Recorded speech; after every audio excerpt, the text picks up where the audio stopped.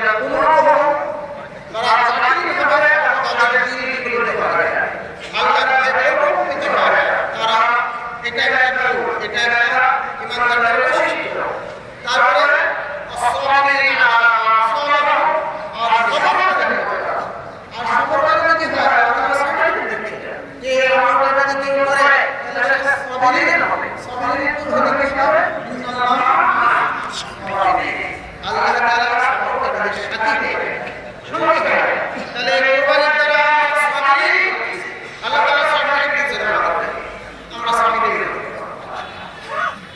তারপরে আল্লাহ তাআলা জাআলা মিন শাআইরিল্লাহি ফিহা খায়র ফাযকুরুল্লাহ আলাইহি ওয়া ফাইদা বাকাতুল মুসলিমিন বিল হাওয়াতিল কাদির কাযালিকা সাখখারনা লাআল্লাকুম তাশকুরুন।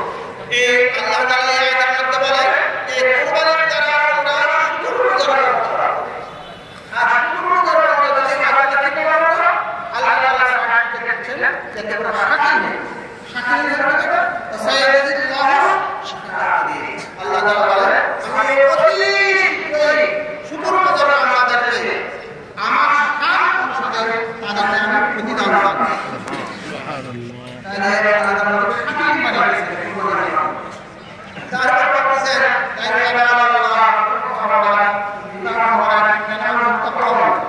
এটার দ্বারা তফসিলের মধ্যে দেখছে যে কুরবানির দ্বারা আল্লাহ তাআলা আমাদেরকে সার্টিফিকেট দিতেছে যে তোমরা মুত্তাকি হয়ে গেছো, তোমরা মুত্তাকি হয়ে গেছো কুরবানির দ্বারা। আর মুত্তাকি হলে কি হবে? মুত্তাকিদের আল্লাহ তাআলা বেহেশত হয়ে যাবে। তাহলে এই সার্টিফিকেট পেলে আল্লাহ তাআলা আমাদের কুরবানির মধ্যে যদি আমাদের কুরবানি দিয়ে আল্লাহ পাকের দরবারে কবুল হয়ে যায় তাহলে আল্লাহ পাকের পক্ষ থেকে আরো অনেক সার্টিফিকেট আছে, সেই সার্টিফিকেট আমাদের সঙ্গে লেগে গেছে। এখানে এই যে আমাদের বাবার সভাপতি সাহেব আছে, আমাদের কাউন্সিলর সাহেব আছে, ওনাদের আমাদের জায়গায় আল্লাহ একটু সার্টিফিকেট দেখা যায় যে আমি এটা পানি ঠিক আছে, কিন্তু যে এটা পাস করছে এটার যোগ্যতা তার হাতে আছে। আল্লাহ তাআলা আমাদের সার্টিফিকেট দিচ্ছে যে তুমি সাবির, তুমি শাকির, তুমি মুত্তাকি, এই গুণগুলো আমার ভিতরে যখন উদিত হবে তখন আল্লাহ তাআলা দরবারে আমার অনেক চেষ্টা করব যে অবশ্যই